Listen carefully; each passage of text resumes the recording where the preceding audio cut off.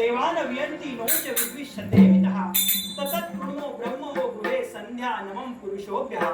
अर्थात माणसानं माणसाशी माणसाप्रमाणे वागावं, इतरांचा केव्हाही द्वेष करू नये, सज्जन लोकांना कधी दुखवू नये, सज्जन लोक आपणापासून दूर जाऊ नयेत म्हणून समानतेचं भान राखून वागावं.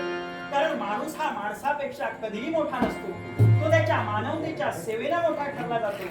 आणि म्हणूनच गंगा पापम शशी तापम दैन्यम कल्पतरुस्ततः पापम तापम दैन्यम च हंती सज्जन संगमः. अर्थात गंगा पाप नाहीशी करते, चंद्र उष्णता नाहीशी करतो आणि कल्पतरूच्या दर्शनानं गरिबी दूर होते. पण या विश्वाच्या ठिकाणी जर का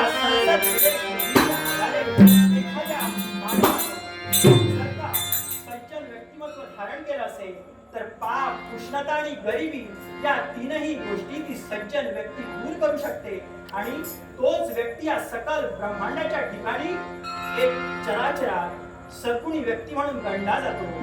या विश्वाच्या ठाई परोपकाराय फलन्ति वृक्षः परोपकाराय वहन्ति नद्यः परोपकारार्थ विहन्ति गावः परोपकारार्थमिदं शरीरम्. अर्थात वृक्ष हे फळा फुलांनी बहरले जातात ते केवळ इतरांसाठी नव्हे तर गोमाता दुग्धपान करते ती सुद्धा इतरांसाठी. इतकंच नव्हे तर शांतपणे राहणारी गंगामाता ही सुद्धा वाढली जाते. ही अखिल ब्रह्मांडाची प्रत्येक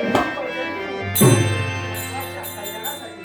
आणि म्हणून प्रत्येक व्यक्तिमत्वानं नव्हे तर माझ्या वैष्णव भक्तांनो परोपकाराची भावना या अखिल ब्रह्मांडाच्या ठिकाणी प्रत्येकाने जोपासावी आणि सत्सद विवेक बुद्धीच्या आधारे प्रत्येकाने आपलं कार्य पार पडावं.